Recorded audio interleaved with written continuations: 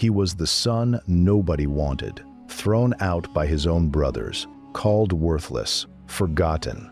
But when his people were desperate, they came to him. He won their war. He came home, and the first face he saw through that door was the one he loved most. What happened next has divided scholars, historians, and believers for 2,000 years. His name was Jephthah. The book of Judges, chapter 11, introduces him in a way the Bible rarely introduces anyone. It tells you immediately where he came from, and it was not a palace or a priest's house. His mother was a prostitute. His father was a man named Gilead. And when Jephthah's half-brothers grew up, they made a decision. He would not share in the family inheritance. He didn't fully belong, so they threw him out. He settled in a place called Tub, east of the Jordan River. There, he gathered a group of rough, outcast men and became their leader. He had no land, no title, but he had one thing: the ability to fight and the willingness to lead men that nobody else wanted. For years, nothing changed. Then Israel faced a crisis. The Ammonites, a powerful kingdom to the east, had been crushing the Israelite tribes of Gilead for 18 years. The elders of Gilead looked toward the one man they had rejected, Jephthah. They came to him with their pride low. "Be our commander," they said. Jephthah didn't say yes right away. He made them promise first. "If God gives me victory, will you make me your leader?" They agreed. Before charging into battle, he tried something unexpected. He sent messengers to the Ammonite king with a detailed historical argument, a reasoned case for why the land in dispute belonged to Israel. He cited events from centuries earlier. He was precise. The king ignored every word. War was unavoidable, and standing at the edge of everything, Jephthah made a vow to God. "If you give me victory over the Ammonites," he said, "then whatever comes out of the door of my house to meet me when I return, it shall be yours. I will offer it as a burnt offering." He fought, he won, against 12 Ammonite cities, a complete crushing victory. He came home to Mizpah, and the first thing through the door was his daughter, his only child. She was dancing with timbrels, the way women celebrated military victories in that world. She had no idea what her father had promised. Jephthah tore his clothes.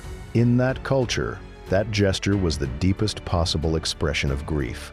"You have brought me very low," he told her. "I made a vow to God.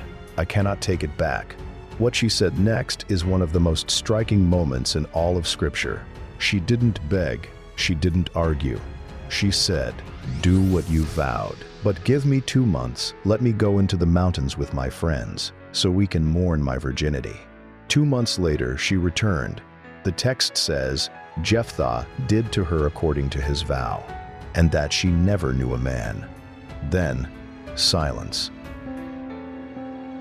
To understand what this story means, you need to understand the world it happened in. The year was around 1100, before the Common Era. The place was ancient Gilead, the rugged highlands of what is now Jordan. Israel had no king, no central government. Power belonged to whoever could lead in a crisis.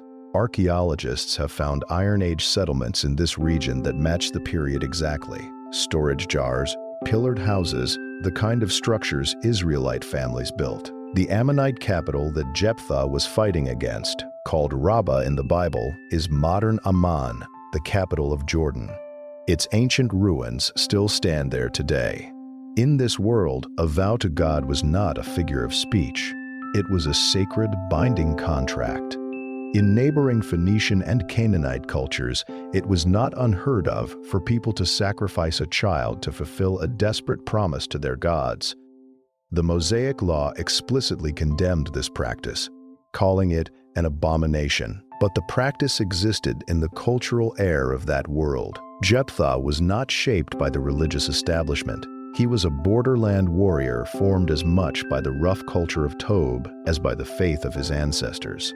His vow, made alone in desperation on the eve of battle, carried the recklessness of a man who had always had to bargain for everything he ever received. Here is what 2,000 years of scholarship cannot settle. Did Jephthah's daughter actually die? The text says he did to her according to his vow. It says she had never known a man. It says the daughters of Israel went every year to remember her, 4 days each year. But it never says he killed her. Some scholars, including the ancient historian Josephus, believed this was a literal human sacrifice, a burnt offering, exactly as promised. This reading presents the story as a tragedy of impulsive faith. A man who swore something he should never have sworn, and then felt too trapped by his own word to stop.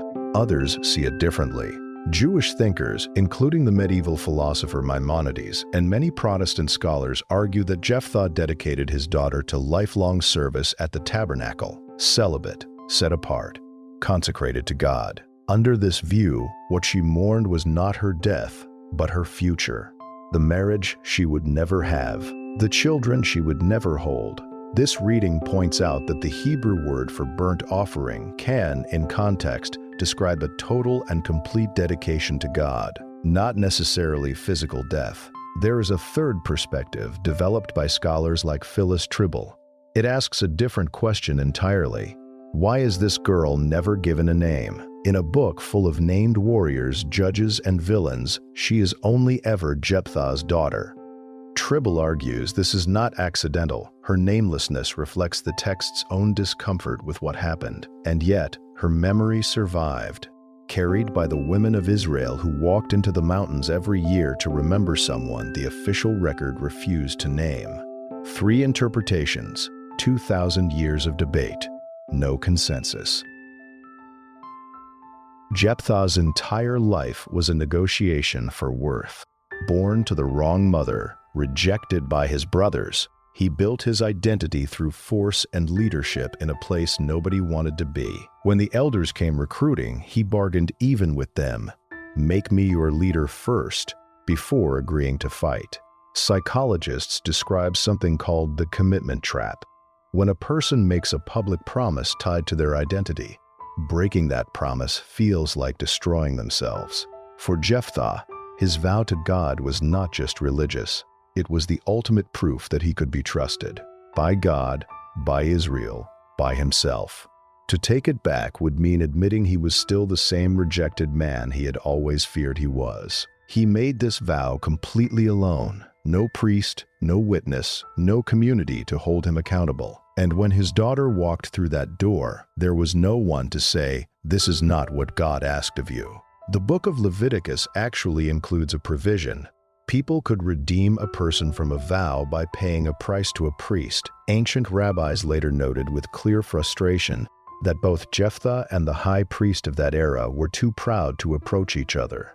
Each waited for the other to move first. Neither did, and the young woman, with no name in the text, paid the price of 2 men's pride. We don't know whether Jephthah's daughter died on an altar or lived out her years in sacred solitude.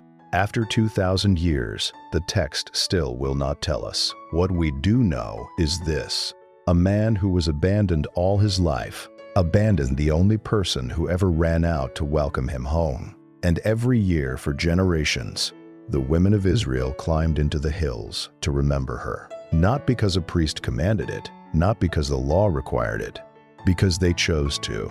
The book of Hebrews, chapter 11, lists Jephthah among the heroes of faith, not because he was perfect, because faith rarely looks like perfection.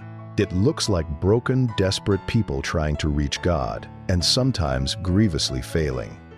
She has no name, but she was never forgotten. If stories like this one, where faith meets history and ancient choices reveal timeless truths about what it means to be human, if these are the questions you want to keep asking, you are exactly where you belong. Hit like if this episode made you think differently. Subscribe to Unsolved so you never miss what we uncover next.